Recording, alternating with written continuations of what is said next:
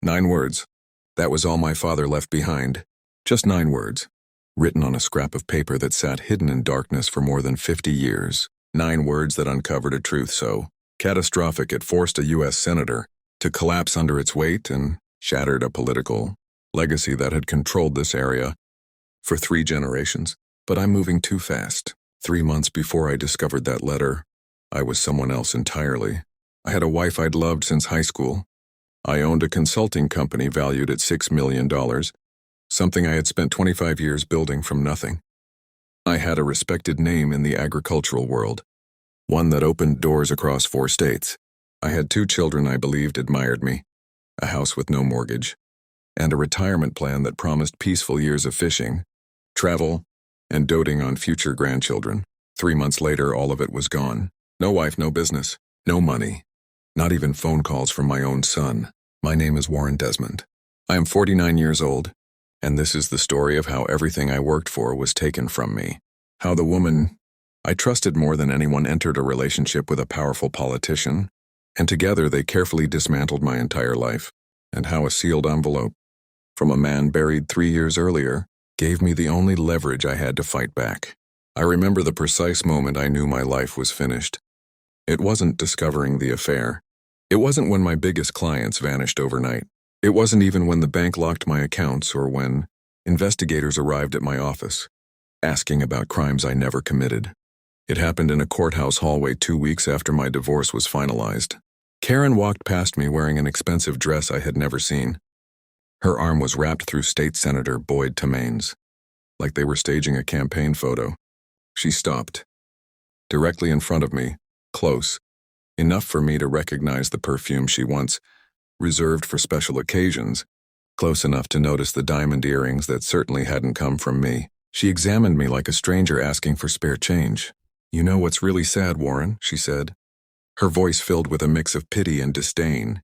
"You actually believed you earned everything you had. You thought working hard and playing fair meant the world owed you something. But men like you don't win. Men like Boyd do. That's how things really work." She lifted her hand and tapped my cheek the same way she used to pat our dog when he begged at the table. "You'll never come back from this, and honestly, you shouldn't even try." Then she laughed. Not cruelly, not like a villain. Worse, like I had told a mildly funny joke at a party, as if my complete ruin was simply amusing. As if 24 years of marriage, 2 children, countless shared meals, holidays, sleepless nights, and whispered promises meant nothing at all. Boyd Tamain never even acknowledged me. I wasn't worth his attention. I was already gone. They walked away together, and I stood alone in that hallway wearing a worn suit, with an empty bank account, a destroyed reputation, and the realization that this was how my story ended, not with resistance, not with dignity, but as a punchline in someone else's rise to power. I was 49 years old. I had less than $8,000 left. My own son believed the headlines calling me a fraud and refused to answer my calls. My career was reduced to rubble, and the woman I had built my entire adult life around was sleeping in a mansion with the man who had engineered my downfall. That was my lowest point, or at least, that's what I believed at the time. What I didn't know was that rock bottom has another level beneath it. 2 weeks after that moment in the courthouse hallway, I received a letter from a storage facility located 2 hours outside the city. It was for my father's unit. Ever since his death 3 years earlier, I had been paying the monthly fee automatically, always telling myself I'd sort through it someday. Someday never came, and now I simply couldn't afford it anymore. The notice informed me that I had 14 days to clear out the unit or everything inside would be sold at auction. I didn't want to go. I didn't want to confront yet another reminder of what I'd lost. Another link to a life that no longer felt like mine, but there was no avoiding it. That storage locker would be my final obligation before I decided how to vanish from my old life completely. Maybe I'd head to a small town where no one recognized my name. Maybe I'd take a job that didn't depend on credibility or history. Maybe I'd just keep driving until the car broke down and let chance decide the rest. I had no strategy, no optimism, nothing left at all. And as it turned out, that emptiness was exactly what my father had been waiting for. Inside the storage unit, resting on top of a locked metal case as if it had been placed there yesterday instead of decades, ago was a single envelope. It was yellowed with age, sealed with wax, and addressed in my father's precise handwriting. 6 words were written on the front, words that made my chest tighten instantly. Open when you have nothing left. I stood there in that dusty space, surrounded by old boxes and abandoned furniture, holding a message from a man long gone who somehow knew this moment would arrive. My hands trembled. My throat closed. None of it made sense. I couldn't imagine what my quiet, unassuming father could have left behind that still mattered now, when everything else was already gone. I broke the seal and unfolded a single page. A small brass key was taped to the bottom. Above it, written in ink that had faded but refused to vanish, were 9 words that changed everything. 9 words that sent a chill through me. 9 words that told me the people who destroyed my life had destroyed his first. Long before I was born, the 2 Mains stole my life. Now take theirs. My father had been gone for 3 years. He spent 40 years working as a county land surveyor and records clerk. He never spoke about his work, never mentioned the Tumain family, never hinted that he carried a secret powerful enough to topple one of the most influential political dynasties in the Midwest. But he had left me the key, both literally and symbolically. Standing there in that storage unit, with nowhere left to fall and nothing left to lose, I made a choice. I wasn't going to disappear. I wasn't going to let Karen and Boyd Tumain write the final chapter of my life. I wasn't going to allow my father's secret to die with me. I was going to uncover what the 2 Mains had taken, and I was going to reclaim it. To understand what I lost, you first need to understand what I once had. 18 months before everything collapsed, I was living a life I never could have imagined as a kid. My company, Desmond Rural Advisors, employed 23 people across 2 offices. We provided consulting services to family-owned farms, agricultural cooperatives, and rural enterprises throughout Iowa, Nebraska, Minnesota, and parts of Wisconsin. Our work helped farmers understand regulations, obtain financing, plan generational transitions, and defend their land from corporate takeovers. In an industry increasingly swallowed by massive conglomerates, we were the ones who still believed family farms deserved protection. I launched the firm from a folding table in my garage, using a phone that rang maybe twice a week if I was lucky. 25 years later, the business was valued at $6.3 million. I built it the traditional way, one relationship at a time, one honest agreement after another. My reputation meant everything. When Warren Desmond made a promise, people trusted it without question. That was how clients talked about me, and I took real pride in it.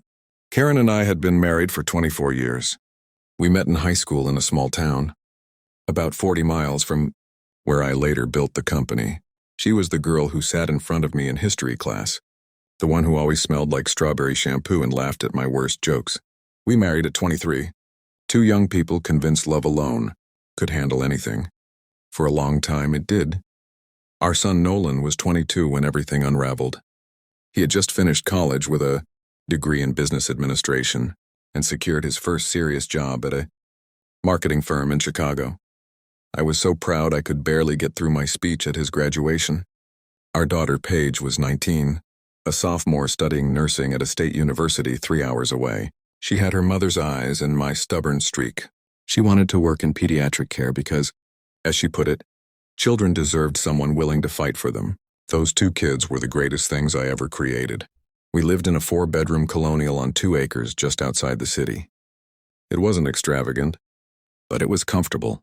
A home filled with 2 decades of birthday parties, holiday meals, and slow Sunday cookouts. The mortgage was paid off.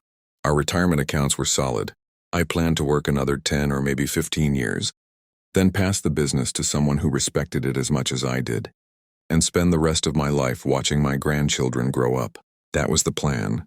That was the life. But somewhere along the way, Karen stopped walking that path with me. I can trace the change to a specific time.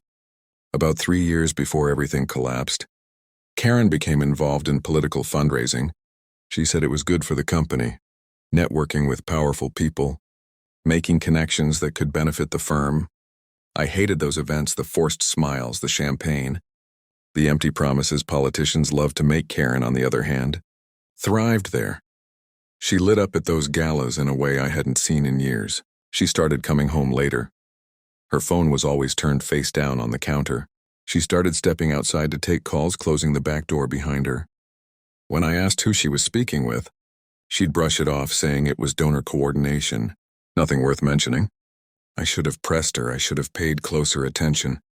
But I was focused on growing the company, and I trusted my wife without hesitation. That trust was the cornerstone of my life. I never once considered that she might be using it against me. There's one night that still comes back to me with brutal clarity. I arrived home early from a client dinner and found Karen on the back porch, laughing into her phone. Not her polite public laugh, the real one. The laugh I remembered from when we were young and life felt uncomplicated. When she noticed me, she ended the call immediately. Who was that, I asked. Just a donor, she replied, sliding the phone into her pocket. You wouldn't know him? I let it drop. I told myself I was overthinking things. I reminded myself that after 24 years of marriage, I knew my wife better than anyone. I was wrong. What I didn't know was that by then, Karen had already been involved with State Senator Boyd Tumain for nearly a year. I didn't know she was sharing confidential details, client information, contract terms, business strategies. I didn't know the Tumain family had been trying to push my firm out for years because I blocked their agricultural expansion plans, and I certainly didn't know that my own wife had given them everything they needed to destroy me.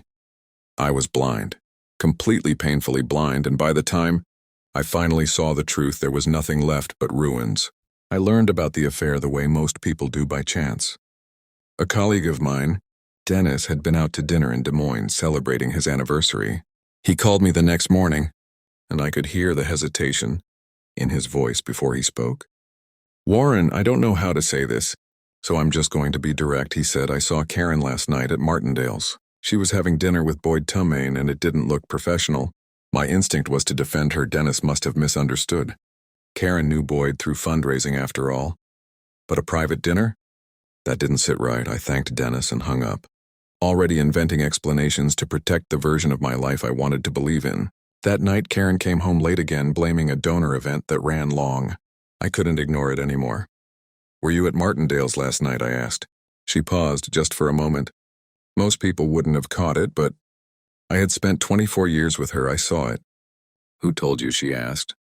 That doesn't matter, I said. Were you there with Boyd Tumain? She set her purse down and looked at me with an expression I had never seen before. It wasn't guilt. It wasn't embarrassment.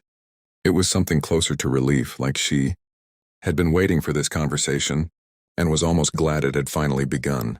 Yes, she said. I was. Why didn't you tell me? Because I knew you'd respond exactly like this. Like what? I said. I'm asking a straightforward question. Karen, why were you having a private dinner with a married politician?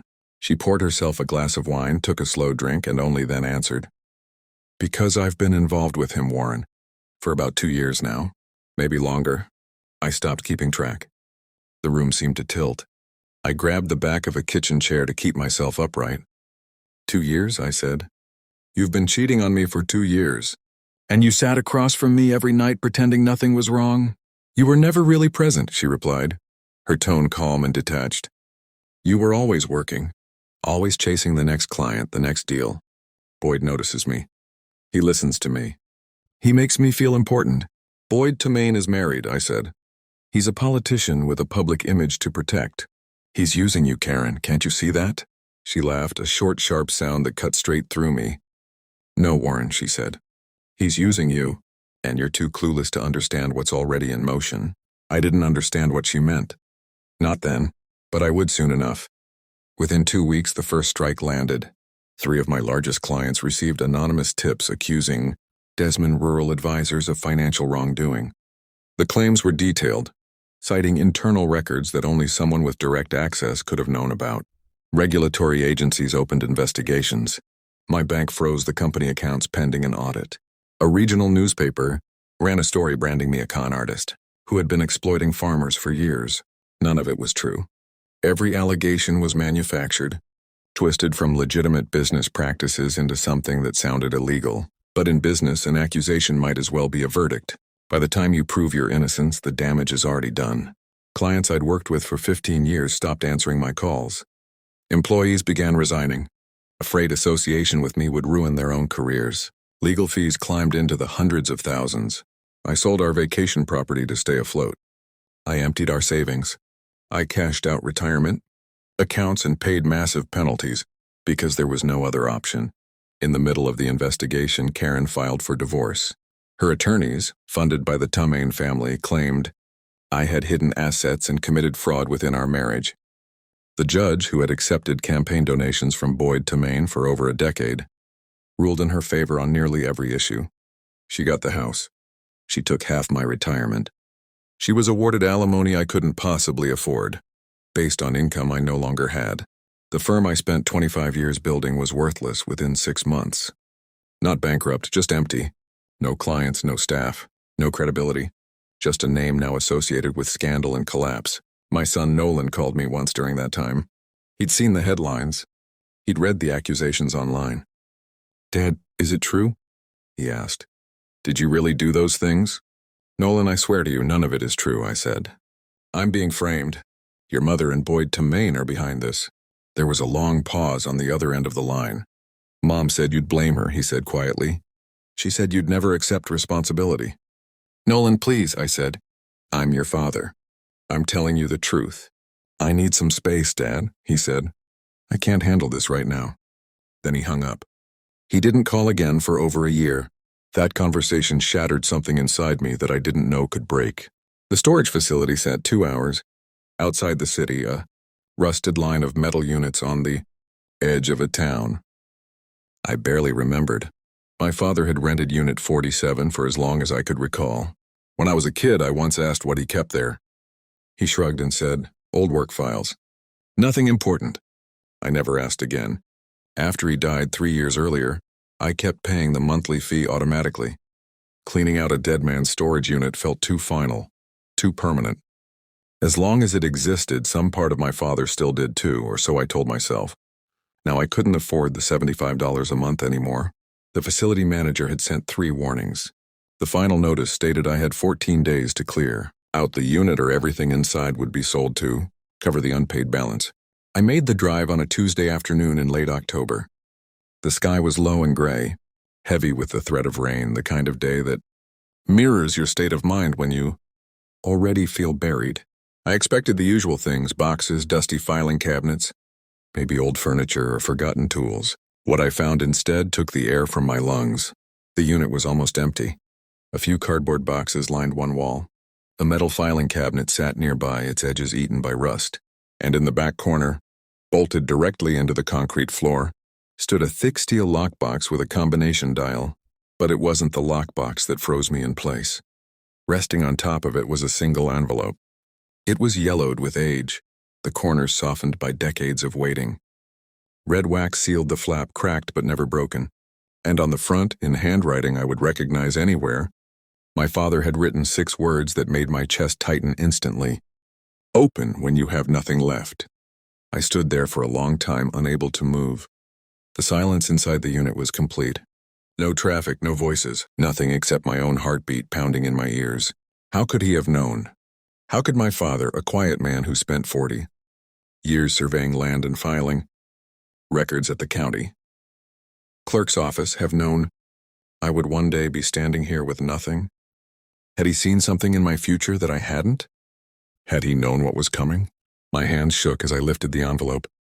The paper felt delicate, as if it might fall apart if I held it too tightly. I broke the wax seal carefully, almost respectfully, and slid out a single folded page. A small brass key dropped into my palm, old, heavy, unmarked.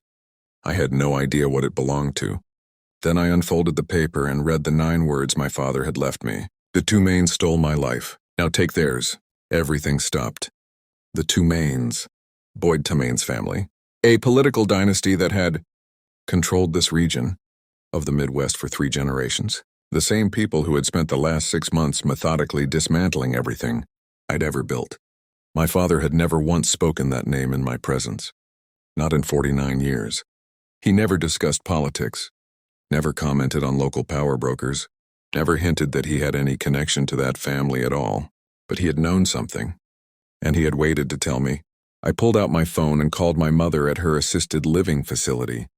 She answered on the 3rd ring, her voice thin but alert. "Warren, is everything okay?" "Mom, I need to ask you something important." There was a pause. What is it?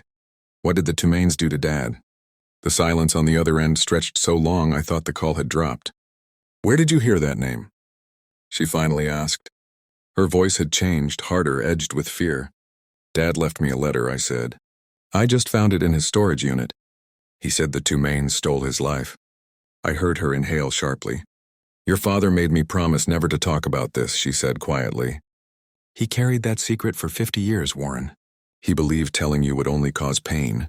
They destroyed me, Mom, I said. Boyd Tumain and his family took everything I had. If Dad knew something about them, I need to know too. Another long pause. When she spoke again, her voice was barely more than a whisper. You need to talk to your Uncle Mercer. He was there when it happened. He knows everything. Then she hesitated. But Warren, please be careful. These are dangerous people. They've been dangerous for a long time, she said. As for the key, I don't know what it opens.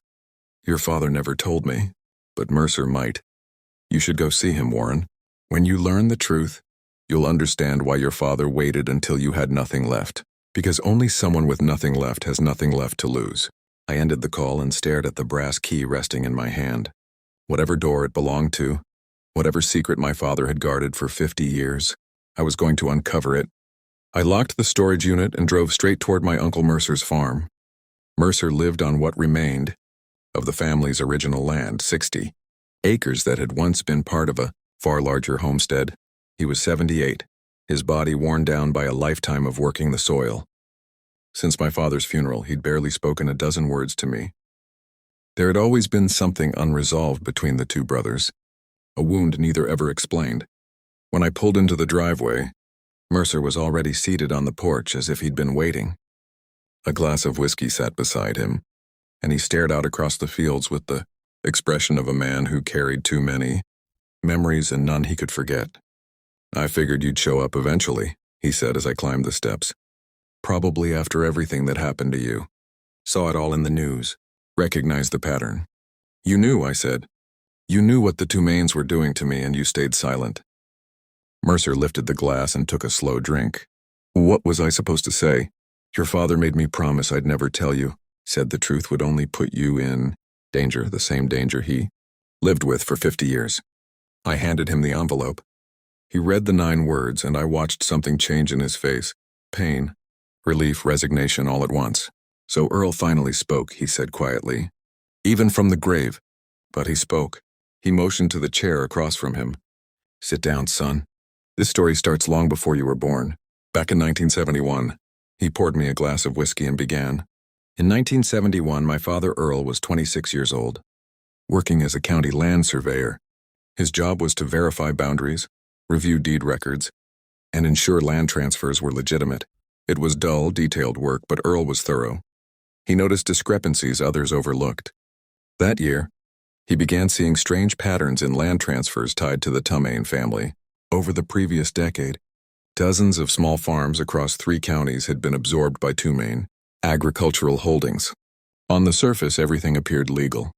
But when Earl looked closer, he found forged signatures, falsified deeds, and evidence of county officials being bribed to backdate paperwork and destroy original records. The Tumains hadn't purchased that land. They had stolen it. Thousands of acres were taken from families who had worked that soil for generations, including our own. The original Desmond farm had once stretched nearly 300 acres. By 1971, only 60 remained. The rest had been swallowed by the Tumain Empire through fraud. Your father spent nearly a year gathering proof, Mercer said, his voice thick with old rage. He collected copies of forged deeds, statements from witnesses, a ledger tracking payments to corrupt officials. He was planning to take it all to the state attorney general and expose everything. I swallowed. What happened? Mercer's jaw clenched. They found out, Mercer said. Someone inside the county clerk's office warned them.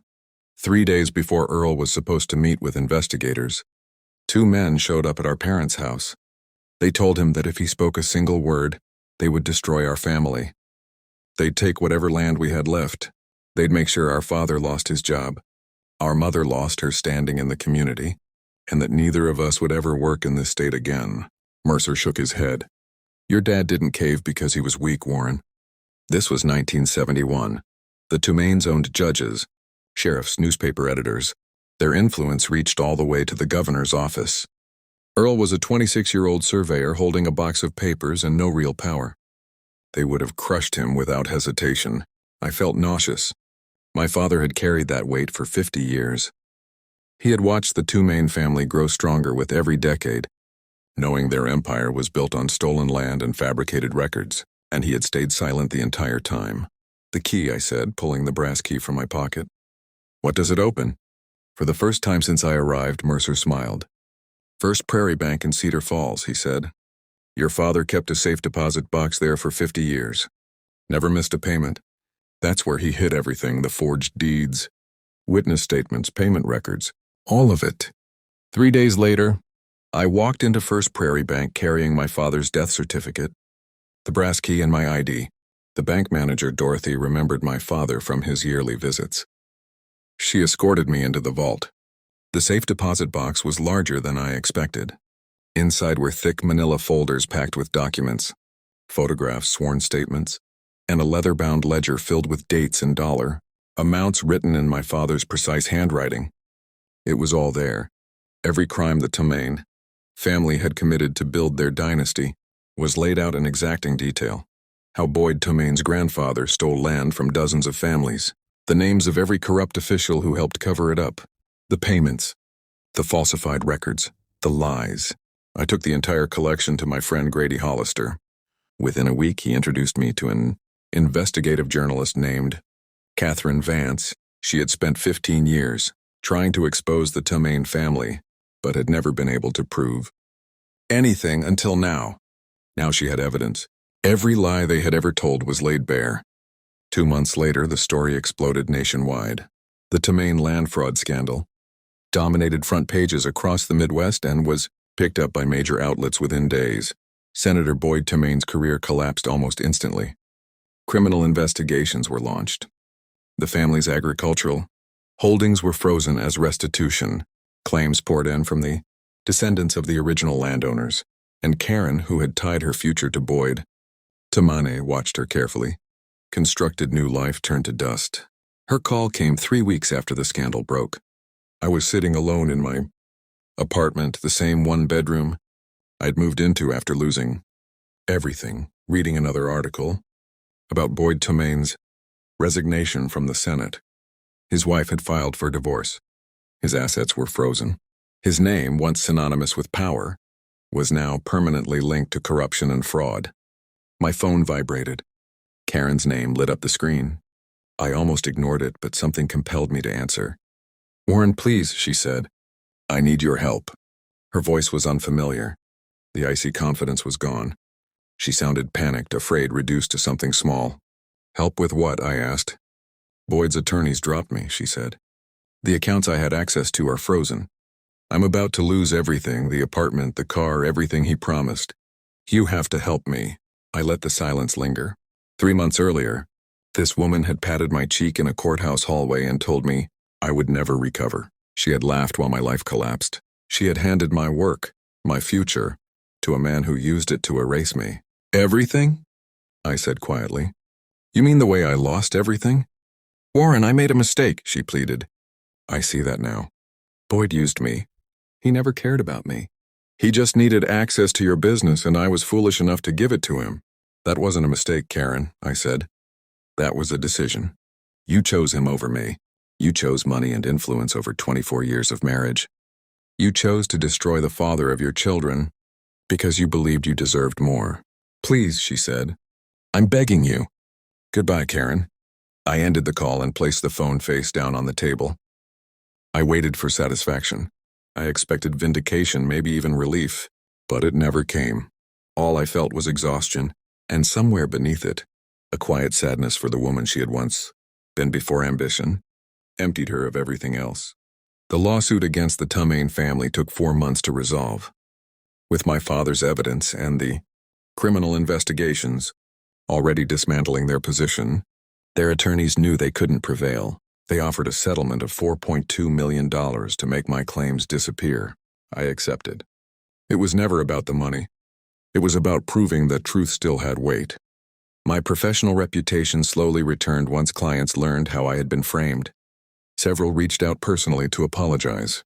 A few asked if I would consider working with them again. I rebuilt the firm, smaller, leaner, and more focused.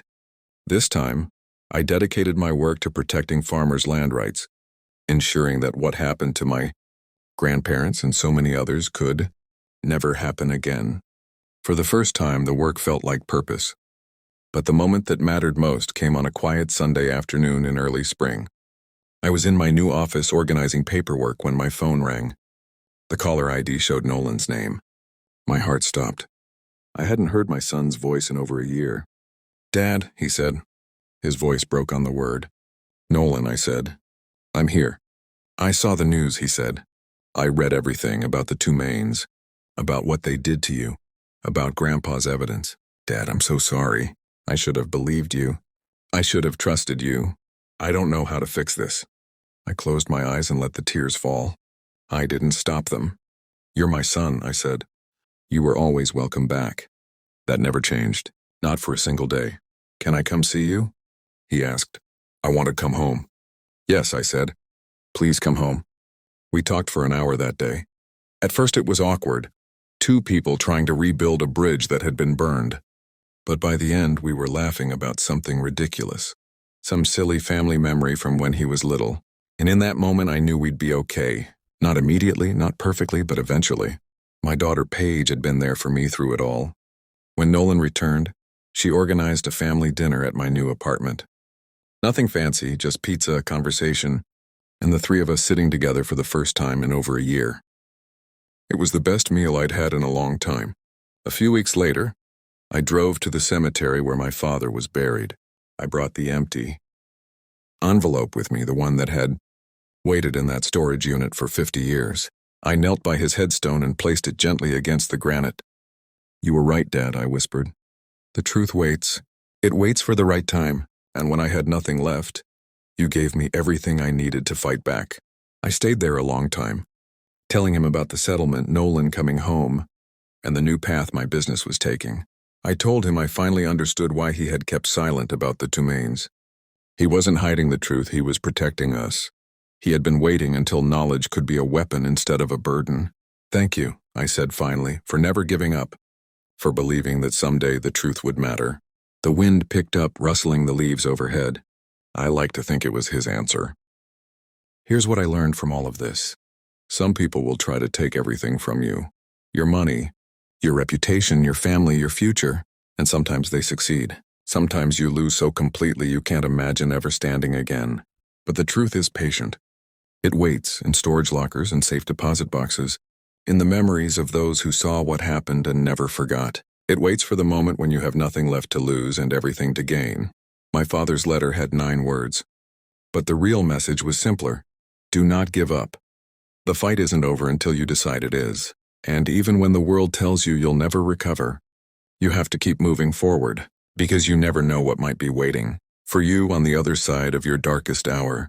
I was 49 when I lost everything. I was 50 when I got it back. And I'm here to tell you, no matter how far you fall, no matter how powerful your enemies seem, your story isn't finished until you stop fighting. My name is Warren Desmond, and I didn't stop. If this story inspired you, if it reminded you that the truth always finds a way, share it with someone who needs to hear it today. Leave a comment and tell me your story. I read every single one. And if you haven't yet, subscribe and turn on notifications so you never miss another video. Thank you for watching. Thank you for listening, and remember, when you have nothing left, that's when everything becomes possible.